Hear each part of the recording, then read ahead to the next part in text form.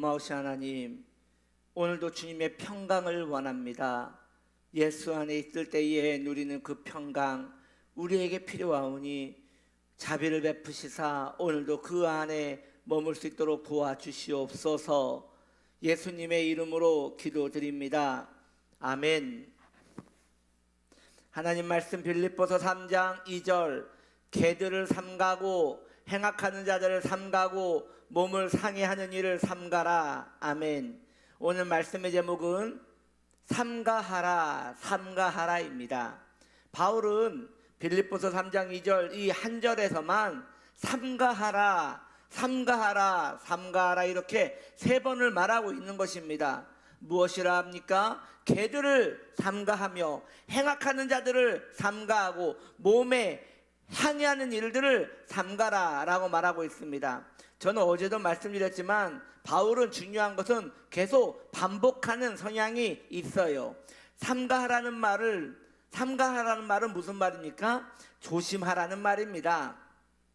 바울은 누구를 삼가하라고 말하는 것일까요? 바로 거짓 선지자들을 조심하라는 것입니다.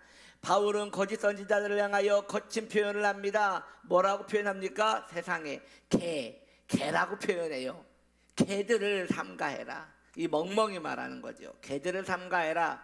바울이 그렇게까지 말하는 이유는 그만큼 거짓 선지자들이 위험하기 때문이에요. 왜요? 사상을 건들거든요. 거짓 선지자들은 사상을 건드려서 사람을 망가뜨려 놓거든요. 그래서 그들을 삼가하라는데 개들을 삼가듯이 삼가라고 말합니다. 거짓 선지자들에게 걸려들면 모두 개처럼 물어뜯는 일들이 일어나기 때문에 개 같은 사람들을 멀리하라 라고 말하고 있는 것입니다. 거룩한 복음에 대해서는 관심을 꺼버리고 의미 없고 소망 없는 것에 열심을 다하게 만드는 그 거짓 선지자들, 교회 안에는 여러분, 우리가 현재 신앙생활하고 있는 교회 안에도 바른 교훈만 있는 것은 아닌 것 같아요.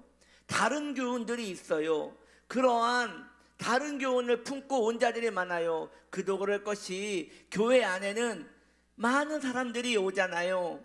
어디에서 신앙생활을 하다가 온 사람인지 모를 정도로 많은 이들이 와요. 그런데 교회에 오면 제일 먼저 담임 목사의 명령에 순종하고 담임 목사가 전하는 그 말씀에 복종하며 그 교리에 자신을 맞추면 아무 문제가 없어요. 정통 교리에 붙들려서 말씀을 전하는 담임 목사의 말씀에 순응하고 거기에 아멘하고 받아들이면 어디에서 신앙생활을 하든 그곳에서 교회 안에서 신앙생활을 하면서 바르게 훈련받고 양육받으면 문제가 되지 않아요. 그런데 말이죠, 문제는 그 담임 목사의 성경을 근거로 전하는 그 담임 목사의 말씀에 이제 의문을 갖는 거예요. 나 전에 교회에서는 그렇게 안 배웠는데, 나 전에 신앙생활하는 데서는 그렇게 안 배웠는데 하면서 계속 튕겨내는 것이에요. 왜요?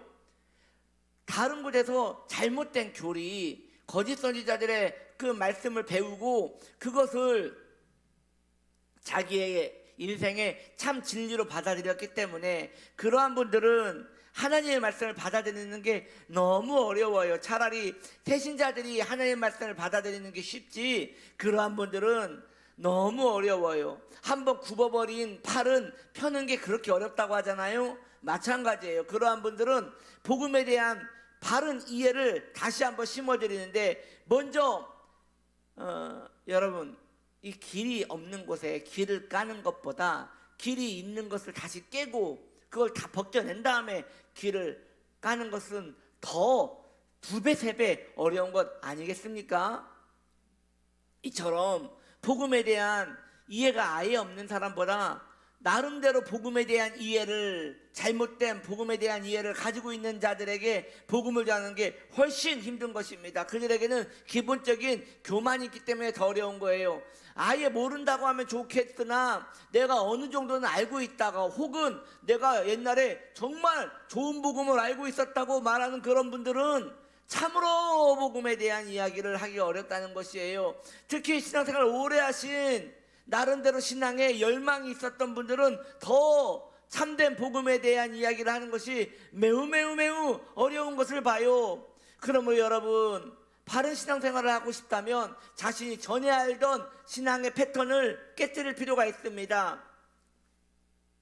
그런 것이에요.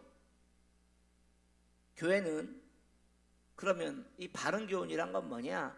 교회에서 강조되어져야 하는 것은 구원과 성화, 이것만 강조되면 돼요. 이 성화를 다른 말로 거룩이라고 하거든요. 구원과 성화, 그것만 마음을 두고 살면 돼요. 그 외에는 부수적인 거예요.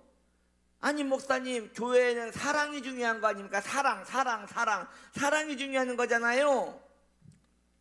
그렇죠, 사랑 중요하죠. 그러나 구원받은 사람은 사랑하게 되어 있어요. 아니 목사님, 기독교에는 병고침과 기적이 강조되어져야 하는 거 아닙니까? 그렇죠.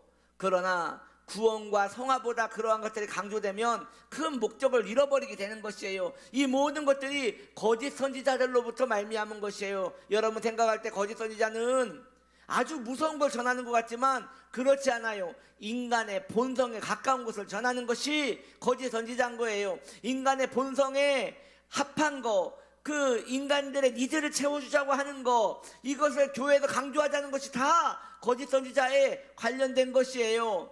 교회는 하나님을 위하여 존재하는 것이에요. 교회는 하나님의 나라를 확장하기 위하여 모인 사람들이에요. 교회는 하나님의 구원에 합당한 자들이 그 말씀에 복종하여 살기 위하여 온 자들이에요.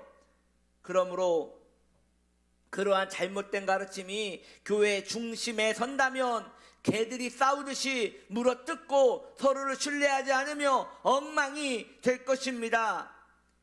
바른 복음은 마음을 고요하게 만듭니다. 바른 복음은 마음을 겸손하게 만듭니다. 다른 복음, 개들의 복음, 거짓 선지자의 복음은 마음을 흥분시킵니다. 그러므로 말미암아 자신을 높이게 만듭니다. 교만하게 만듭니다. 물어뜯습니다. 내가 맞다고 교만하게 자기를 세웁니다. 이러한 일들이 자기 안에 일어나고 있다면 그가 아무리 교회를 열심히 한다 한들 이것은 오히려 해가 되는 것입니다. 그러므로 참된 복음에 머물 수 있도록 삼가하십시오. 이것을 아무리 강조해도 과하지 않은 것이니 삼가하며 자신이 구원과 성화에 신앙의 초점이 맞추어져 있는지 점검할 수 있는 복된 신앙이 되기를 바랍니다. 기도합니다.